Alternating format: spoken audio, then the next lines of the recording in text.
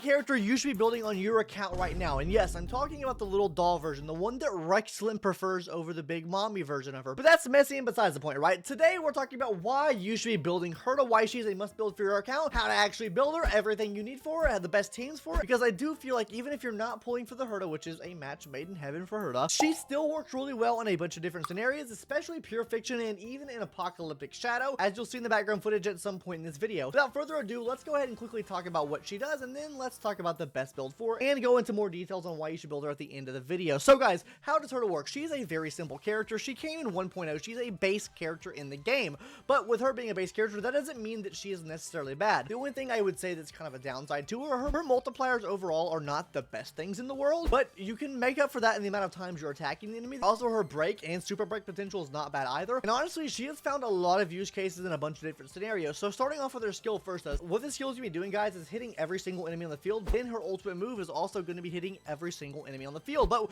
where the main bread and butter of her kit comes in at, guys, is actually going to be her talent, because what her talent does is allow you to hit a follow-up attack on the enemy. And what this follow-up attack is going to be doing is basically whenever an enemy falls below 50% HP, she will be hitting a follow-up attack for every enemy below 50% HP. So this means if one enemy hits below 50% HP, she hits one kudu kudu. If 5 enemies fall below 50% HP, she hits 5 kudu kudus. And say if one enemy falls below 50% HP and she hits a kudu kudu and then other ones fall in that instance, she'll continue the kudu kudu chain and keep damaging every single enemy on the field. This can rack up so much damage. I have seen her hit upwards of like 200k damage with this move in things like Pure Fiction and Apocalyptic Shadows. And so this is something you should not be sleeping on with her kit. And her traces also help her out as well. Considering if you have her on a team with the Herta, or you just have her on the team, you're breaking the shield with her per se, right? And you freeze those enemies, she's also getting a damage increase on those frozen enemies from one of her traces. Also, you get her E6 completely for free just by doing Simulated Universe, so you are getting like 15% crit rate, increasing the damage that her talent does, and an attack increase after using her ultimate move. So all these things kind of come together and make her kind of like just a great sub DPS unit. Now, would I in any circumstance use her as a main DPS? No, probably not, but she can and does play her role really well in a sub DPS scenario, especially when paired with the teammates we're going to be talking about now, which her best in slot team, guys, is a team that's going to be coming out to the game very, very soon, and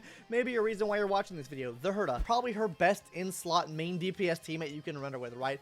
Obviously, they're both Herta, one being the mommy version, one being the doll version. One's going to be able to bring that enemy HP down below 50%. The other one's going to be hitting a kudu kudu. And then when she's hitting that kudu kudu, she's charging those stacks back up to synergize even better with the Herta. And then obviously other people on this team are the Robin and the Huo Huo. That's going to be her best in slot team. But that's not the only team she can be ran on. And honestly, up until this point, before 3.0 releases, her best in slot team is a team with Himiko. You would replace Himiko for Herta, and then they work like a match made in heaven as well, because Himiko basically allows you for every 3 shield breaks you do, which Herta has a very high potential of doing that. Considering she kudu kudus below 50% HP, she has the opportunity to break other people's shield, which then in turn allows Himiko to go follow up on the enemy, which then in turn allows her to get more kudu kudu follow-ups. Like I said, all of this is really good in things like Pure Fiction because there's just so many enemies on the field, and then obviously Robin and then Huo Huo would be best in slot options there, but there are other teammate options you can run her with, right? If you want to run her on Pure Fiction with like Jade, you can run her with that.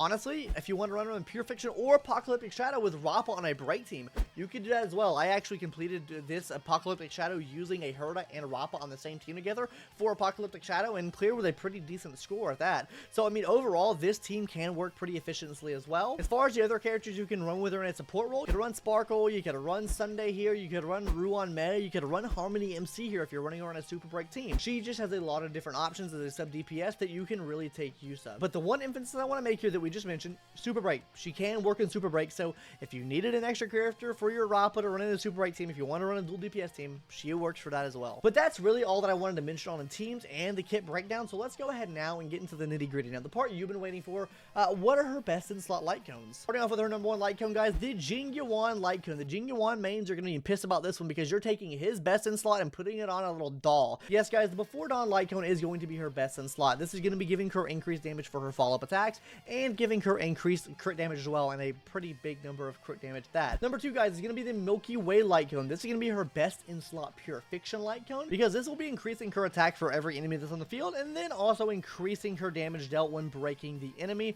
So this is going to be really good because she will probably be breaking the enemy quite a lot in Pure Fiction, but this is only good in Pure Fiction. Let's get back to reality now. Her best in slot 4-star light cone is going to be Genius's Repose. This is going to be increasing the wearer's attack, and then on top of this, guys, it's going to be increasing the wearer's crit damage as well, whenever you defeat an enemy. So like I said, for pure fiction, this can be really good too. And then what my personal favorite free-to-play light cone is, only if there's 2 enemies with the corresponding weaknesses, which is actually one of the newer Herta shop light cones, which is the day the cosmos fell. This will be giving her 24% increased attack. If 2 enemies on the field are attacked and have the same ice weakness, you will be increasing her crit damage by an extra 40%. So if you're in a situation where there are 2 enemies on the field that both have ice weakness, I do think this is her best in-slot free-to-play option. As far as light cones go, I mean, it's gonna depend on what game mode you're in, right? For general use cases, I would use like Jinya 1's light cone. I would use Genius's Repose. I would be using the day the cosmos fell. If you're not, you can run stuff like the Milky Way light cone or Eternal Calculus as well. These are gonna be really good ones that are structured towards pure fiction. At the end of the day, guys, she does have multiple different builds you can use on her because she does work in pure fiction, but that's not the only game mode that she necessarily works in. But that's all I have to say about light cones, guys. Let's go ahead and talk about her build. So what are her best in slot relics? But before we hop into that, go ahead and hit that subscribe button now, gamers. If you've made it to this part in the video, that means you might like the content that you see. That might mean that you didn't cope all the way out at the beginning of the video when we talked about Reichslint dressed up in an outfit. Anyways, I'll stop with the Eastern CC slander. Guys, hit that subscribe button now. I really appreciate it. And now let's go ahead and talk about her best in slot 4-piece, which is going to be the 4-piece Ashblade set if she's in pure fiction. Now the reason I say that is because this is going to be, first of all, providing increased follow-up damage, and then on top of this is going to be increasing her attack based off the amount of hits you're hitting with your follow-up attack. So if you're in pure fiction, you're hitting a lot of enemies, you have this up almost all the time, but there is no guarantee that you have this up, and there's no guarantee you can get this at max stacks, because with the amount of enemies that are flowing in normal content, you're probably not getting the attack bonus to max on her on this, if I'm going to be honest with you. So as an alternative to that, you could run the new Scholar Lost in Erudition. Guys, this is going to be giving her an increase to her crit rate, and then it'll also be giving her an increase to her skill and ultimate damage by 20%. Then after using her ultimate, it'll be giving an additional 25% damage increase to her skill move. So if you're using her in general situations, this would probably be the better light cone. Now, one more option I want to mention to you guys is a full break build on Herta. You can run break Herta here because she does hit so many times. You can run her on a team with someone like Arapa, or you can even run her on a break Miko team where you're running a full break Himiko on a super break team with that, and that also could work as well. Just want to point that out. You could run her on a 4-piece break set and her actually work out pretty decently here as well. But now let's go ahead and hop into that planner set. Number 1 best planner set for her best game mode, Sigonia. Sigonia is going to be giving her that initial crit rate increase, and then on top of that, guys, for every single enemy that gets defeated, she'll be getting an additional 4% crit damage increase. So up to an additional 40% extra crit damage she's able to get from this.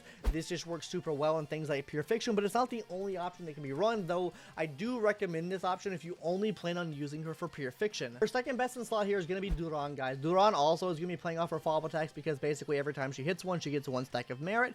This can stack up to 5 times, and basically every stack of merit is giving you 5% additional follow-up damage. You'll be getting an additional 25% increase to your crit damage as well. So at the end of the day, 25% crit damage increase, and then also 25% follow-up damage increase as well. So this is a very good general set that you can use on her because this buff does not fall off, especially if you're not facing multiple enemies. There's no turn count on this.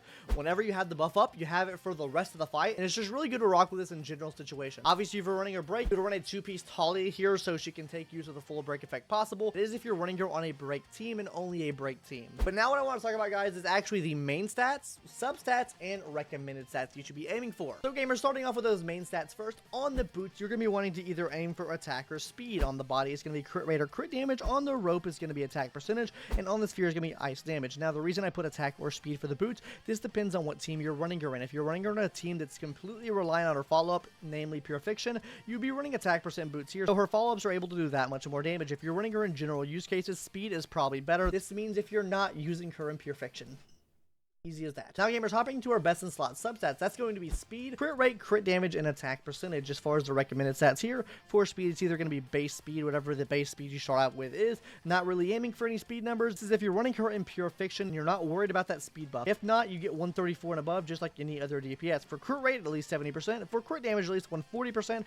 And for attack, that'll be 2200. Now, I will say, for that crit rate and crit damage margin, if you're running her on a team with the Herta, this is going to be really easy to achieve. She already gives herself 15% crit rate increase just from her stats alone. If you're running her on the sets we mentioned today, you should be getting additional crit rate there. You run her on a crit rate body as well, so that increases it. And then the Herta gives you an additional 80% crit damage. So I mean, she's gonna be really easy to work with and get up to these margins, especially the crit ones, just because of the sheer magnitude of the crit damage that the Herta is able to provide. If you're not running her with the Herta, Probably a little bit harder to build, but still at the end of the day, not the hardest thing in the world, because she still is giving herself 15% free crit rate, and then you just focus on your crit damage after that. These are pretty low stats. I think they're very achievable, and those are the ones you should be aiming for. Now, I want to talk about why you as a free-to-play player, or just a player in general, should be building her. You might be struggling with pure fiction. I have heard so many people in the past, or in my comment section, say, I've been struggling with pure fiction. She is the answer. She is the answer for pure fiction. Let me tell you guys, there has been, I think, one pure fiction I've ever had where I've had to actually think and turn my brain on with using Herta, and that was in a situation where there is no ice weakness. Guys, we're getting a new ice character in the game. Pure fiction, every in-game game mode is about to be filled up with some ice weak enemies, okay? She is going to be able to be used in Pure Fiction, Apocalyptic Shadow, and maybe Memory of Chaos, maybe not, I don't know. She can work with the Herta in Memory of Chaos, that's all I'll say to that. The basic premise of what she gives you guys is multiple hits per action, which helps out the Herta, and it can also help out any character in the game that needs multiple hit per actions. That's why I said and recommend you put her on a team with someone like Rapper, right? Because in this current Apocalyptic Shadow, which will probably not be here anymore, if you're facing the monkey boss guys in the Apocalyptic Shadow right now, basically the more hits you hit on the enemy, that's how you're breaking the enemy toughness. And I can see them implementing stuff like this further down the line where it's going to be action-based things to break down enemy shield versus just destroying the toughness like off rip. So not only is she good for the content right now, I can also see her future-proofing your account for these future metas that come out that maybe you have struggled with breaking enemy shield, and she's able to hit every single enemy on the field to help break that enemy shield. I don't know. Maybe they introduce a mechanic like that that's very similar to the one we currently have in Apocalyptic Shadow. Maybe they will. Maybe they won't. Usually, these bosses and enemies give us foresight to what they're going to do in the future. Anyways, that's all I'm going to say here, guys. Build your Herta, or did you plan on building her already before you even got to this portion of the video? Let me know in the comment section down below. Tell me what team you plan on using her with. Anyways, guys, that's going to do it for today's video. Hopefully, you enjoyed, and I'll see you in the next one later. Bye-bye. And don't forget to subscribe to the channel. We're trying to push 10K subscribers this year, guys. We're like 1,000 away. Hit the subscribe button, please. I would really appreciate it, please. I swear I'll stop giving you copium jokes if you do. I promise.